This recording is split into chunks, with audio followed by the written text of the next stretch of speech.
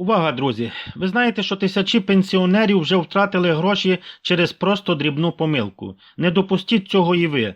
Сьогодні я вам поясню, хто отримає зимову тисячу автоматично, а хто може залишитися без виплати.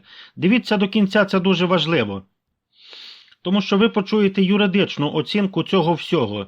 Дивіться, за перші 4 дні роботи програми понад 7 мільйонів українців подали заявки на зимову допомогу у 1000 гривень. Це величезна цифра і значна частина заявок від пенсіонерів.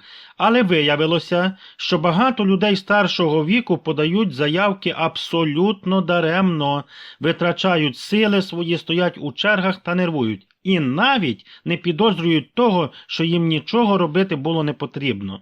Сьогодні я дуже простими словами поясню всі нюанси програми, хто отримує гроші автоматично, кому треба подавати заявку, як уникнути помилок, які терміни використання коштів і найголовніше розповім про критичну помилку, яку зараз роблять тисячі пенсіонерів, тисячі. Через неї люди ризикують не отримати виплату або втратити її через просто нерозуміння правил. Але дозвольте ще хвилинку, хочу з вами привітатися і запросити людей підписатися на канал, хто ще не підписаний. Тут ми говоримо правду, якою би вона не була. Продовжуємо, друзі. І сідайте, до речі, зручніше, слухайте уважно. Я постараюся пояснити так, щоб було зрозуміло кожному. Почну перше, найголовніше. Якщо ви отримуєте пенсію через Укрпошту, заявку подавати не потрібно, це правда. Це момент, який пропустили десятки тисяч людей. Багато хто вже побіг в дію, стоїть у чергах в Укрпошті, дзвонить дітям, просить допомоги, а робить це абсолютно марно. Отже, якщо ви отримуєте свою пенсію через Укрпошту, зимову тисячу вам нарахують автоматично. Нічого не треба подавати, нікуди не треба йти, ніяких черг, ніяких смартфонів, ніяких заяв. Пам'ятайте, гроші прийдуть у той самий день, коли ви отримуєте вашу звичайну пенсію. І на той самий рахунок або готівкою через листоношу, так само, як і щомісяця. Це стосується приблизно 2 мільйонів пенсіонерів по всій Україні. І тут багато хто робить фатальну помилку. Вони думають, що якщо нічого не подадуть, виплату не отримають. Але це є неправда. Держава чітко підтвердила, якщо ваша пенсія через Укрпошту, гроші нарахуються автоматично. Дуже важливий нюанс. Термін використання коштів для різних категорій буде різний, друзі. Слухайте уважно. Це момент, про який майже ніхто не знає, але через нього люди ризикують просто втратити гроші. Якщо ви отримуєте 1000 гривень автоматично через Укрпошту, витратити їх треба до, пам'ятайте, 25 грудня 2025 року. Часу ще є достатньо. Це лише приблизно 1 місяць від моменту старту програми. А тепер порівняйте. Через дію термін до 30 червня наступного року приблизно півроку дають. Через Укрпошту, якщо подаєте заявку письмово, до 25 січня 2026 року, автоматично через Укрпошту, якщо отримуєте, лише до грудня цього року. Чому це так? Дивіться, уряд пояснив, щоб пенсіонери, особливо старшого віку, не забули про ці кошти та використали їх швидше. Тому якщо ви отримали автоматичну виплату, плануйте вже зараз, на що витратите 1000 гривень. І не відкладайте до останнього дня. Гроші не зберігатимуться вічно. Після дедлайну вони зразу згорять. Якщо пенсія приходить на картку банку, автоматично гроші не прийдуть. Це друга категорія людей. Якщо ви отримуєте пенсію, дивіться, на картку Приватбанку, на картку Ощадбанку, на картку будь-якого іншого банку, тоді автоматично вам нічого не нарахують. У вас є 2 варіанти, і ви самі обираєте, який зручніший. Перший варіант – подати заявку через Дію, якщо маєте смартфон і вмієте користуватися додатком. Другий варіант – подати заявку в Укрпошті з 18 листопада. Там приймають письмові заяви. І ось тут знову різниця у термінах. Через Дію кошти можна витратити до кінця червня 2026 року. Через письмову заяву в Укрпошті до кінця січня 2026 року. Тобто, через Дію найдовший термін виходить, а через Укрпошту коротший. Автоматично через Укрпошту це вже є найкоротший. Ці терміни дуже важливі. Не переплутайте, будь ласка, щоб не втратити гроші. Проблеми з Дією 15 листопада. Чому так сталося? У перший день програми був справжній просто колапс. Люди не могли увійти в додаток. Все зависло, черги в кілька сотень тисяч були. По півгодини очікування, щоб просто зайти. За перші 2 години подали 500 000 заявок. Це було надмірне навантаження, але система все ж таки витримала. Президент підтвердив, були складнощі, але вони долаються. Нині станом на сьогоднішній день вже понад 7 мільйонів заявок і навантаження все ще велике. Тому порада, не поспішайте, у вас є час ще до 24 грудня. Подасте заявку через кілька днів і буде набагато простіше, навіть від сьогоднішнього дня. Не поспішайте, часу ще є багато, але і не чекайте занадто довго.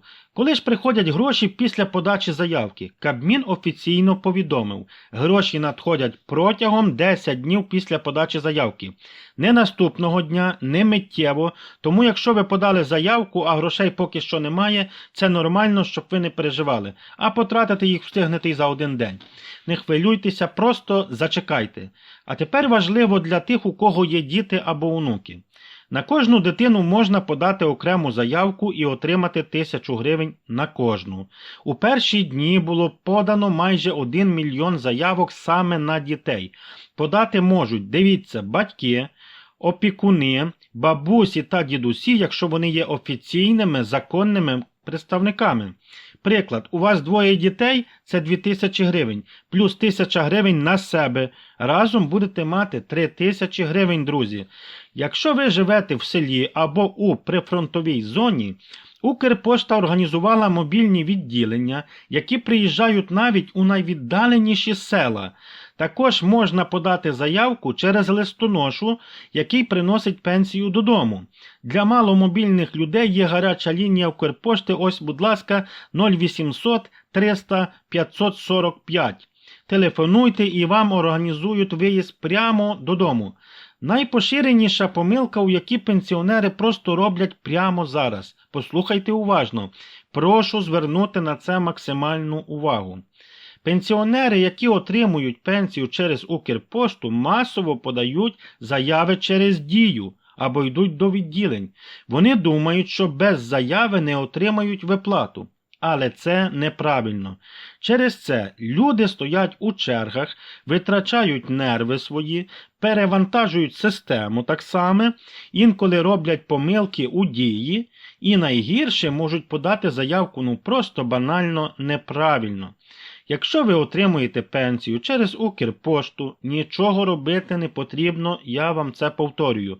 Просто дочекайтеся вашого звичайного дня виплати пенсії і все. То як же ж перевірити, чи ваша пенсія через Укрпошту? А дуже просто.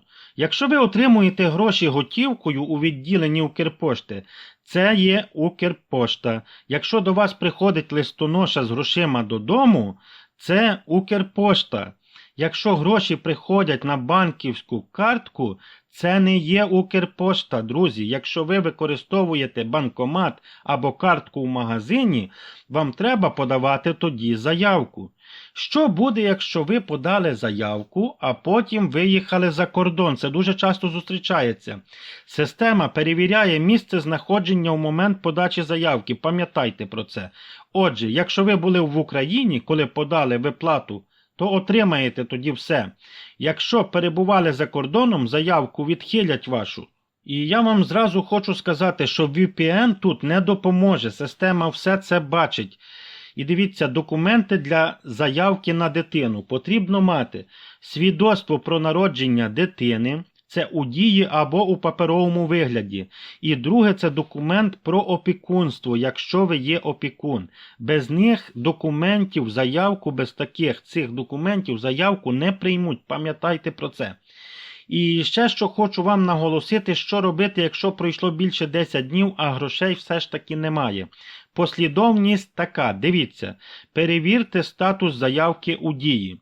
Якщо відхилено, подивіться причину, виправте і подайте знову. Якщо статус обробляється, а 10 днів уже пройшли, телефонуйте на гарячу лінію Мінсоцполітики або, розумієте, Укрпошти, якщо подавали там. І я вам просто можу сказати, що це буде працювати. Просто багато людей чекають собі і думають, що гроші не прийшли, то й не прийшли, винна держава. Деколи, друзі, це треба піднімати це питання і самому, бо щоб самим не бути в цьому винному. Ну а на закінчення я хочу звернутися до вас, дорогі пенсіонери, у першу чергу і люди старшого покоління. Хочу сказати вам найголовніше. Ви не самі, ця зимова допомога, це просто 1000 гривень, знаєте, не для того, щоб їх можна потратити і щось з того отримати. Це те, що все ж таки держава про людей пам'ятає. Я вам хочу сказати від себе, щоб ніхто не казав, що я тут за когось щось тягну, але моя думка така, що держава повинна більше піклуватися про своїх людей, про пенсіонерів, пенсії, на мою думку. Вони повинні бути більшими, я зразу говорю. І до людей ставлення має бути ще кращими. Але ви знаєте, для мене це виглядає, що все ж таки, і не забивають так людей. Ви знаєте, цього мало, я розумію. Але моя думка, що якщо є такі хоча б, знаєте, маленькі вогники, то запалиться з часом і велика така, знаєте, великий вогонь у допомогу людям. Ми будемо цей вогонь підтримувати. Я на стороні завжди народу. Я і на стороні держави. Я говорю, ви знаєте, тоді таку правду, яка вона є на тому самому етапі, як воно є. Дають 1000 гривень, нема нічого поганого, друзі. Хтось може використати для себе, хтось може відправити на ЗСУ, хтось може використати на лікування, на ще, щоб потребів багато. Я підтримую будь-який вибір і закликаю, в принципі, взяти ці гроші, тому що їх можна використати одне, чи держава передасть на ЗСУ, чи ви, якщо хтось так бажає, чи на ліки собі потратити, чи на здорове харчування, чи кому як при потребах, друзі. Тому в мене на сьогодні все. Я старався вам надати корисну інформацію. Якщо вона була корисна, я буду дуже тому радий. І надалі буду старатися доносити вам корисну інформацію. На все добре вам і бажаю вам міцного здоров'я.